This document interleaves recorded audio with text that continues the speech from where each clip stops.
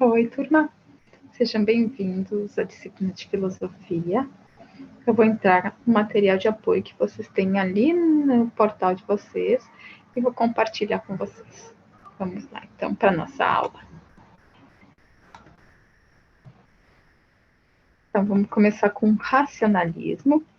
Então, o racionalismo é a corrente filosófica que iniciou com a definição do raciocínio como uma operação mental, discursiva e lógica que usa uma ou mais proposições para extrair conclusões, ou seja, se uma ou outra proposição é verdadeira, falsa ou provável.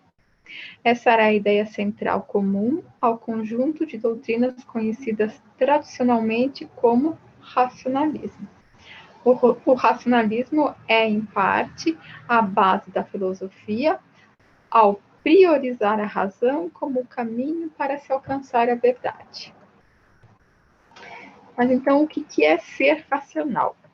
O homem, por ser racional, age de uma forma diferente do animal, destacando a sua inteligência e a forma do seu comportamento. O homem tem inteligência, consciência e capacidade para analisar seus atos, executar suas tarefas, planejar suas atividades e colocá-las em prática. Hoje não podemos dizer que o homem luta. Hoje nós podemos dizer que o homem luta contra si mesmo. Ele mesmo fabrica armas contra si, bombas atômicas, não respeita nem seu corpo, nem sua própria vida. Ele tão ganancioso que pode um dia chegar ao ponto de se destruir totalmente, como já fez com várias espécies animais, com as florestas e junto com a floresta a fauna. Ele, na realidade, é o maior inimigo da natureza. A razão. Então, a razão é a capacidade da mente humana que permite chegar a conclusões a partir de suposições ou premissas. É a faculdade de conhecimento intelectual próprio do ser humano. É um entendimento em oposição à emoção. Então, ou a gente pensa com a razão, ou a gente pensa com a emoção. Então, é a capacidade do pensamento dedutivo, realizado por meio de argumentos, é a faculdade de raciocinar, de acender as ideias, é, entre outros, um dos meios pelo qual os seres racionais propõem razões ou explicações para causa e efeito. A razão é particularmente associada à natureza humana, ao que é único e definidor do ser humano. A palavra razão tem origem na palavra latina ratio, e na palavra grega logos, que significa reunir, juntar, medir, calcular. Portanto, razão significa pensar, falar ordenadamente, com medida, com clareza e de modo compreensível. Para os racionalistas, todas as ideias que temos têm origem na pura racionalidade, o que impõe também uma concepção inatista, isto é, de que as ideias têm origens inatas no ser humano, nascendo conosco em nosso intelecto e sendo usadas, descobertas pelas pessoas que fazem melhor uso da razão. São considerados filósofos racionalistas Descartes, Spinoza e Leibniz. Descartes defende a certeza de que não dependem da filosofia a crença em Deus e na matemática. Este inatismo traduz a profunda confiança que Descartes tem na razão, fonte de todo conhecimento seguro e verdadeiro, faculdade universalmente partilhada. A razão ou bom senso é aquilo que define o homem como homem, o que o distingue dos outros animais. A verdade. Então, os filósofos chamam qualquer entidade que pode ser verdadeira ou falsa, de portador da verdade. Proposições, frases, afirmações, ideias, crenças e opiniões podem ser consideradas portadores da verdade. Assim, um portador da verdade, no sentido filosófico, não é uma pessoa ou Deus. A verdade é uma interpretação mental da realidade transmitida pelos sentidos, confirmada por outros seres humanos com cérebros normais e despidos de preconceitos, desejo de crer que algo seja verdade, e confirmada por equações matemáticas e lambísticas, formando um modelo capaz de prever acontecimentos futuros diante das mesmas coordenadas. A mentira. A mentira é uma declaração feita por alguém que acredita ou suspeita que ela seja falsa, na expectativa de que os ouvintes ou leitores possam acreditar nela. O filósofo Jean-Jacques Rousseau, do século XVIII, considera que muitas vezes a vantagem de um faz o prejuízo do outro. Para ele, o interesse particular está quase sempre em oposição ao interesse público. Este pensamento é tão atual que parece ter sido escrito para os dias de hoje. Rousseau afirma que é raro e difícil que uma mentira seja completamente inocente. Quando se mente para a própria vantagem, é impostura. Mentir para a vantagem de outrem é fraude. Mentir para prejudicar é calúnia. E é considerada a pior espécie de mentira. Teólogo e filósofo Tomás de Aquino diferenciava em 3 tipos de mentira: a viciosa, que visa enganar por um fim vil mesmo, a aficiosa, que visa algum bem, e a jocosa, que visa divertir ou entreter. Essas 2 últimas são, na opinião dele, pecado venil, ou seja, não muito grave, mas ainda assim moralmente erradas. Aquino diz que mentir é sempre errado, mas apenas as mentiras para fazer mal são as consideradas pecados mortais. Aquelas mentiras criadas para divertir e para ajudar os outros são perdoáveis. Existem pessoas que afirmam que é, com frequência, mais fácil fazer as pessoas acreditarem numa grande mentira dita muitas vezes do que numa pequena verdade dita apenas uma vez. A mentira é uma verdade que se esqueceu de acontecer. Quando uma mentira é tolerada, segundo a etiqueta, no uso de eufemismos para evitar a menção explícita de algo desagradável, como, por exemplo, foi ao banheiro fazer suas necessidades, ele foi convidado a se retirar, perguntas insinceras sobre a saúde de uma pessoa pouco conhecida, afirmação de boa saúde em resposta a uma pergunta, desculpas para evitar ou encerrar um encontro social indesejado, garantia de que um encontro social é desejado ou foi agradável, dizer a uma pessoa maribunda o que ela queira ouvir. Então, esses são os exemplos de mentiras que são toleradas segundo a etiqueta. Para as pessoas que se utilizam da mentira sem escrúpulos, é comum utilizarmos o termo maquiavélico. E isto quer dizer exatamente alguém que procura se manter no poder, alguém enganador, procura parecer bom, mas nem sempre o é. O conhecimento é como um jardim. Se não for cultivado, não pode ser colhido. Mas, afinal, o que é conhecimento? Todos os homens desejam naturalmente saber. Uma frase de Aristóteles. Será que já nascemos sabendo ou aprendemos ao longo da vida?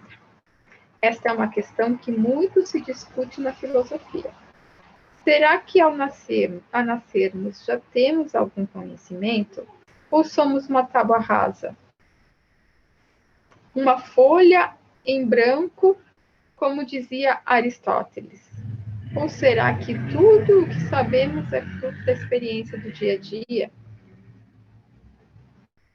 O inatismo afirma que nascemos trazendo em nossa inteligência não só os princípios racionais, mas também algumas ideias verdadeiras que, por isso, são ideias inatas, já nascem com o ser humano. Então, o inatismo acredita que a gente não nasce uma folha em branca, que a gente já nasce com algumas ideias inatas, algumas ideias verdadeiras. O empirismo, ao contrário, afirma que a razão, com seus princípios, seus procedimentos e suas ideias, é adquirido por nós através da experiência. Então, para o empirismo, a gente nasce não trazendo nada, nasce uma folha branca, em branco, e tudo que a gente vai adquirindo é através das nossas experiências. Algumas formas de conhecimento. Conhecimento sensorial, forma comum entre seres humanos e animais, obtido a partir de nossas experiências sensitivas e fisiológicas. Exemplo, tato, visão, olfato, audição e paladar. Conhecimento intelectual. Essa categoria é exclusiva ao ser humano. É um raciocínio mais elaborado que exige um pensamento, uma lógica. Então, isso os animais não são capazes de desenvolver. Conhecimento empírico, vulgar ou popular, é a forma de conhecimento do tradicional e hereditário, da cultura, do senso comum, sem uma análise mais profunda. Então, é mais o conhecimento que a gente vai herdando dos nossos pais, dos nossos avós. Conhecimento científico, então, busca nas leis e sistemas formas de explicar de modo racional aquilo que se está observando. O conhecimento científico. Conhecimento filosófico, mais ligado à construção de ideias e conceitos, busca as verdades do mundo por meio da indagação e do debate. O filosofar dá prioridade ao olhar sobre a condição humana. E o conhecimento teológico é um conhecimento adquirido a partir da fé teológica. É fruto da revelação da divindade. A fé não deve ser cega, ela deve basear-se em experimentos espirituais, históricos, arqueológicas e coletivas que lhe dão sustentação. O conhecimento intuitivo nasce com o ser humano. O conhecimento intuitivo diz respeito à subjetividade, às nossas percepções do mundo exterior e à racionalidade humana. A memória, então, é a capacidade de adquirir, armazenar e recuperar informações disponíveis, seja internamente no cérebro, seja externamente em dispositivos artificiais. A lembrança conserva aquilo que jamais retornará. A imaginação é mais importante do que o conhecimento. Enquanto o conhecimento define o que todos nós sabemos e compreendemos, a imaginação aponta para tudo o que pode ser descoberto e criado. Albert Einstein. A imaginação designa um processo mental que consiste na interpretação de imagens sensíveis provenientes de percepções anteriores. Uma imaginação reprodutiva. E nas combinações destas imagens elementares em novas unidades, imaginação criativa ou produtiva. A imaginação criativa é de dois tipos: a fantasia, que é relativamente espontânea e incontrolada, e a imaginação construtiva, que é exemplificada na ciência, na invenção e na filosofia, sendo controlada por um plano ou objetivo dominante. A percepção é a função cerebral que atribui significado a estímulos sensoriais a partir de histórico de vivências passadas.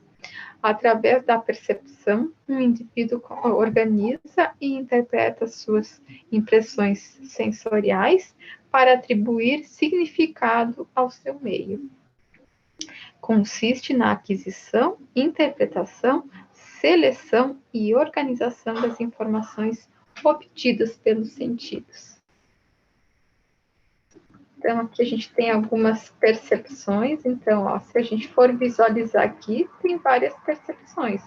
Uma pessoa pode enxergar um senhor, outras pessoas podem enxergar uma menina, uma mulher, um bebê no colo, um cachorro, um senhor aqui. Então, tem várias percepções. Aqui, muitos enxergam duas faces, outros enxergam um vaso. Aqui, muitas pessoas enxergam dois idosos, outras enxergam duas pessoas sentadas aqui, um tocando violão. Então, a mesma imagem tem várias percepções. A lógica, então, quantas vezes você já escutou a afirmação, isso não tem lógica? Ou, agora sim você está dizendo algo que tenha lógica. Sem percebermos, a lógica faz parte do nosso dia a dia, de forma muito direta e decisiva, desde as coisas mais simples até as mais complexas. Esta forma de pensar racional é algo que nos foi legado, deixado como herança pelos gregos e nada mais é do que o pensamento ocidental, baseado na lógica, na coerência e na argumentação. O objetivo da lógica não é determinar se as conclusões são verdadeiras ou falsas, mas determinar se o que se afirma como conclusões são conclusões.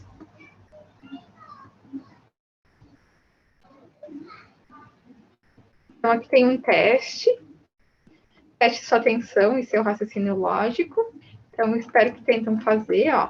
Você está numa cela onde existem duas portas, cada uma vigiada por um guarda. Existe uma porta que dá para a liberdade e a outra para a morte. Você está livre para escolher a porta que quiser e por ela sair.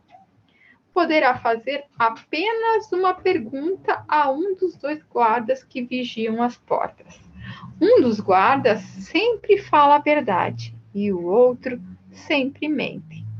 E você não sabe quem é o mentiroso e quem fala a verdade. Que pergunta você faria? Isso fica para vocês refletirem e tentarem resolver.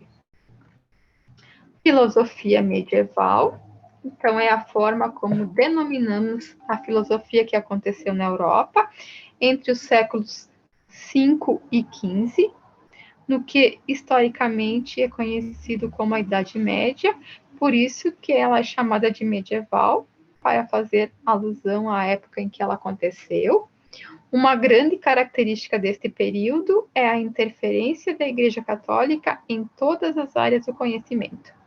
E por esse motivo, tornou-se comum encontrarmos tantos temas religiosos, como os próprios membros da Igreja, fazendo parte dos filósofos que vieram a dar vida a esse momento da história da filosofia. Duas escolas se formaram na época, a patrística e a escolástica.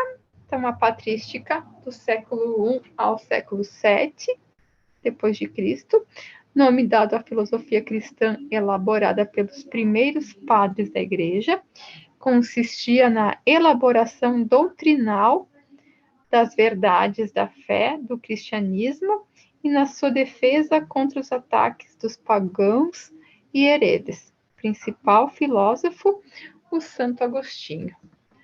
A escolástica, do século IX até o século XVI depois de Cristo. Este período do pensamento cristão é denominado escolástico porque era a filosofia ensinada nas escolas na época por mestres chamados escolásticos. Diferente da patrística, nesta escola a principal busca era a harmonia entre a fé e a razão. O principal filósofo foi o São Tomás de Aquino. Filosofia moderna. Então, após a Idade Média, há um período de transição para a Idade Moderna, que significou a ruptura com a tradição anterior cristã, que fundamentava em Deus e passou-se a valorizar o homem.